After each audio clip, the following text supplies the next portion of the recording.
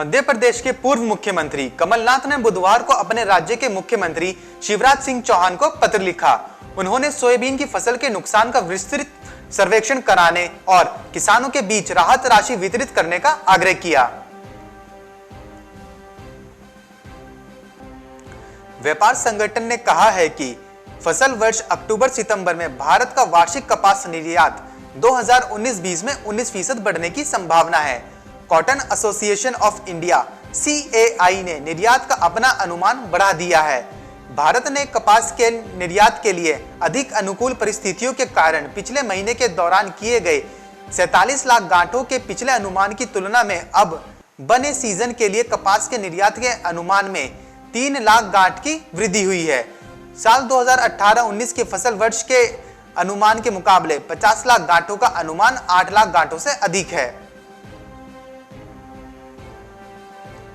रेवाड़ी में बाजरे की सरकारी समर्थन मूल्य पर बिक्री के लिए जिले के 32,000 किसानों ने मेरी फसल मेरा ब्यौरा पोर्टल पर पंजीकरण कराया है, लेकिन इस बार मई से जुलाई माह में औसत से भी कम वर्षा होने के कारण जिले में बाजरे का उत्पादन घटने की संभावना है। हालांकि वर्ष 2019 खरीफ सीजन में भी बाजरे का रकबा 60,000 हेक्टेयर क्षेत्रफल में था, जिसमें 3,01,267 क्विंटल बाजरे की बिक्री किसानों द्वारा की गई थी, लेकिन इस बार समय पर बारिश नहीं होने से पैदावार घटने की संभावना बनी हुई है।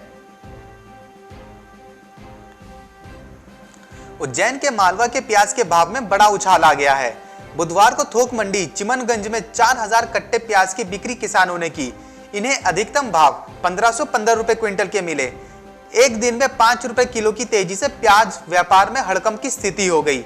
एक दिन पहले सीजन की बड़ी बम्पर पहली आवक 30,000 कट्टों की हो गई थी। इतनी आवक में भी भाव तेज रहे। 4-5 दिन पहले प्याज 8 से 9 रुपए किलो के भाव बिक रहा था। झारखंड के गढ़वा प्रखंड मुख्यालय सहित आसपास के ग्रामीण इलाकों में यूरिया खाद की कालाबाजारी जोरों पर है। इस कारण किसान में रोष व्याप्त है।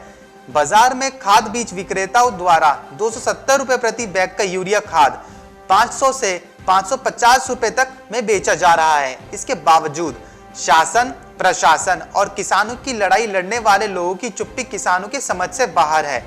खरीफ की फसल में इन दिनों किसानों के लिए यूरिया खाद की जरूरत है। इसका फायदा उठाकर खाद बीज विक्रेता यूरिया खाद की कालाबाजारी कर रहे हैं। एक देश एक रेशन कार्ड अगले साल मार्च तक पूरे देश में लागू हो सकता है। केंद्र ने बुधवार को कहा कि एक देश एक राशन कार्ड योजना का कार्यान्वयन इसकी शीर्ष प्राथमिकताओं में है और अगले साल मार्च तक इस सुविधा को पूरे देश में लागू करने के प्रयास किए जा रहे हैं। खाद्य मंत्रालय ने एक बयान में कहा कि एक देश एक राशन कार्ड यानी one nation one ration card योजना राष्ट्रीय खाद्य सुरक्षा अधिनियम के तहत आने वाले सभी पात्र राशन कार्ड धारकों या लाभार्थियों को देश के किसी भी हिस्से में अपना राशन प्राप्त करने का विकल्प देगा।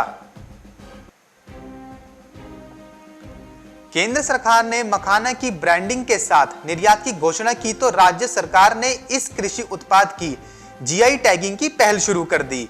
टैग मिल गया तो विश्व में कोई कहीं मार्केटिंग करेगा, उसे बिहार के नाम से मखाना बेचना होगा। दूसरे किसी भी देश और राज्य का दावा इस कृषि उत्पाद पर नहीं होगा। इसी के साथ राज्य के मखाना उत्पादकों को नया बाजार मिल जाएगा और उनकी आमदनी बढ़ेगी और खेती भी बढ़ेगी। इस साल अच्छे मॉनसून से बासमती चावल का उत्पादन बढ़ने के अनुमान है। चावल निर्यातकों की एसोसिएशन ने यह उम्मीद जताई है। उन्होंने कहा है कि इस साल देश में बासमती चावल का उत्पादन पिछले साल के मुकाबले 7% तक अधिक रह सकता है। अखिल भारतीय चावल निर्यातक संघ की माने तो इस साल बासमती चावल का उत्पादन अधिक होगा, जो उद्योग के लिए काफी अच्छा है। इसकी घरेलू खपत भी बढ़ रही है, साथ ही निर्यात के लिए नए बाजार भी खुल रहे हैं। मुनाफे की चाहत में मक्के का भंडारण करने वाले किसानों के अरमानों पर पानी फिर गया है। आलम यह है कि क्षेत्र में मक्के की तुलना में गेहूं के भूसे का मूल्य 1.5 गुना अधिक हो गया। किसानों को मक्के में खर्च हुई लागत मूल्य भी वापस नहीं हो पा रही है। मक्के के मूल्य में निरंतर गिरावट को देख किसान खून के आंसू रोने को विवश हैं।